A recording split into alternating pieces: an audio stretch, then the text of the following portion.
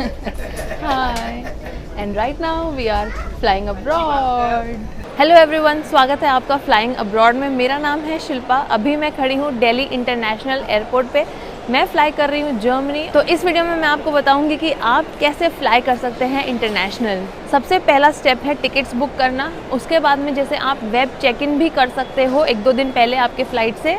वहाँ पे आप जैसे सीट सिलेक्ट कर सकते हो और आपका प्रोसेस थोड़ा फास्ट हो जाएगा। फिर जब आप अपने फ़्लाइट से जैसे ट्राई कीजिए 3 से 4 घंटे पहले एयरपोर्ट पहुँचें, और वहाँ पे बहुत ज़रूरी है कि आप अपनी टिकट पे आपका टर्मिनल कौन सा है वो देख लें। उसके बाद में जैसे बहुत सारी एयरलाइंस होती हैं, उनके काउंटर्स होते हैं डिफरेंट गेट्स पे। तो अपने प्रोसेस को ईजी करने के लिए आप पहले ही देख सकते हैं कि कौन से गेट नंबर पे कौन सी एयरलाइन का काउंटर मिलेगा। उसके अकॉर्डिंग आप उस गेट पे पहुँच सकते हैं, नहीं तो आप सिंपली एयरपोर्ट के अंदर आके भी वो काउंटर ढूंढ सकते हैं। फिर एयरपोर्ट पे घुसने से पहले आपको सीआरपीएफ के ऑफिसर्स रहेंगे गेट पे। वो आपका पासपोर्ट और आपका टिकट चेक करेंगे, तो उसको भी आप हैंडी रखो और उसके बाद में आप अंदर आ जाते हो। अंदर आते ही आपको जैसे यहाँ पे गेट्स के पास में ही मेरे साइड में आप देख सकते हो, आपके बैग का आप वेट भी चेक कर सकते हो। इन केस अगर वेट ज़्यादा रहेगा तो फिर बाद में आपको काउंटर पे एक्स्ट्रा पैसे भी देने पड़ सकते हैं।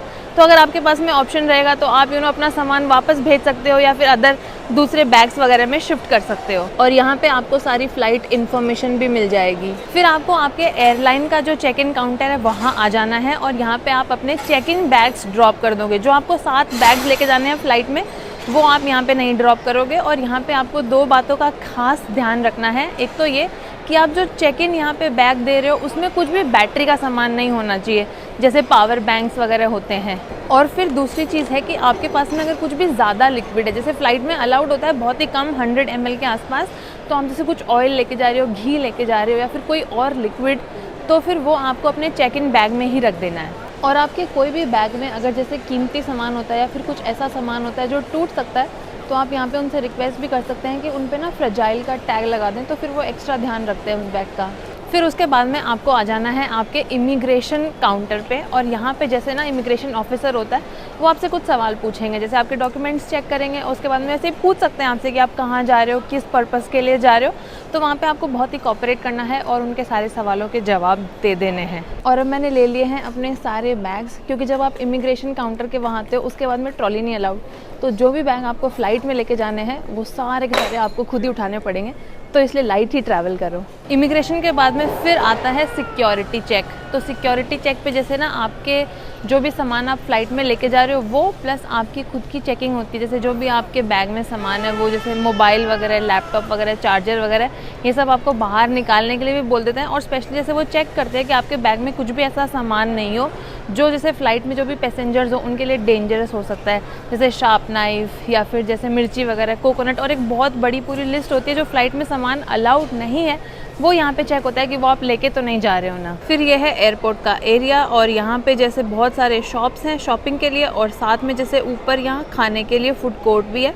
तो मान लो अगर आपको भूख लग रही है, आपकी फ़्लाइट में आपके पास टाइम है, तो आप यहाँ पे आके खाना भी खा सकते हो, कुछ खरीदारी भी कर सकते हो। सारा एयरपोर्ट घूमते फिरते उसके बाद में आपको फाइनली आ जाना है अपने बोर्डिंग गेट पे। गेट नंबर आपको पता चलेगा आपके बोर्डिंग पास से, जो आपको मिलेगा चेक इन के टाइम पे।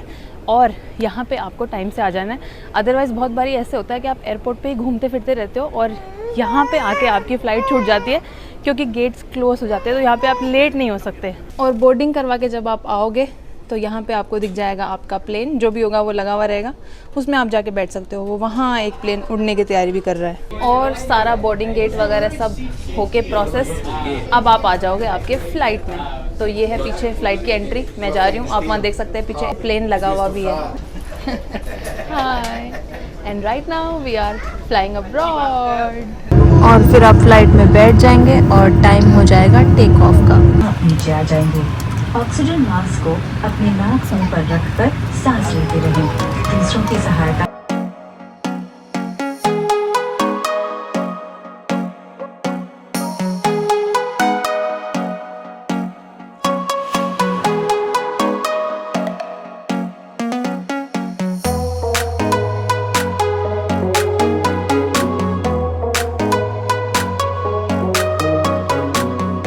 और अब मैं लैंड हो चुकी हूँ जर्मनी। और अगर फ़्लाइट के एक्सपीरियंस की बात करें तो यूजुअली जब आप इंटरनेशनल फ़्लाइट लेते हो तो उसमें आपको खाना और नाश्ता वगैरह वो सब दिया जाता है।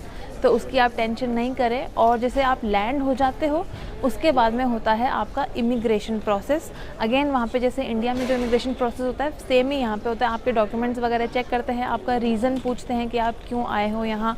फिर जैसे आपका जो भी प्रूफ ऑफ रेजिडेंस है वो आपको दिखाना होगा, पासपोर्ट दिखाना होगा, और जो भी वो सवाल पूछे उनके आपको जवाब दे देने हैं।